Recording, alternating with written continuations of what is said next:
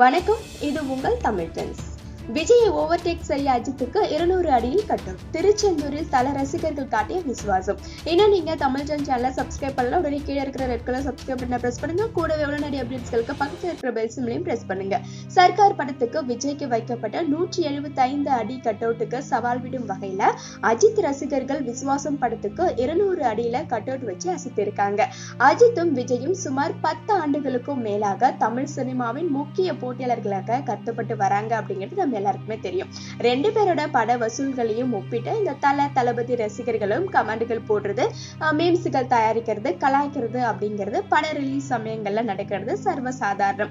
Sarkar release சமயத்துல கேரளா மாநிலம் கொல்லம் நகருக்கு வெளியே ஒரு மைதானத்துல பட ரிலீஸுக்கு 3 நாட்களுக்கு முன்னாடி அமைக்கப்பட்டிருந்த அந்த 175 அடி உயர கட் அவுட் தான் இதுவரைக்கும் இந்திய சினிமாவில் வைக்கப்பட்ட கட் அவுட்லேயே ரொம்ப உயரமானது அப்படின்னு சொல்லப்பட்டுச்சு. அதை விஜயின் தீவிர ரசிகர்களான கொல்லம் நண்பன்ஸ் அப்படிங்கிற குரூப் சாதிச்சிருந்தது. அதை பார்வையிட சுற்றுலா பயணிகள் கூட வர ஆரம்பிச்சு விட்டாங்க.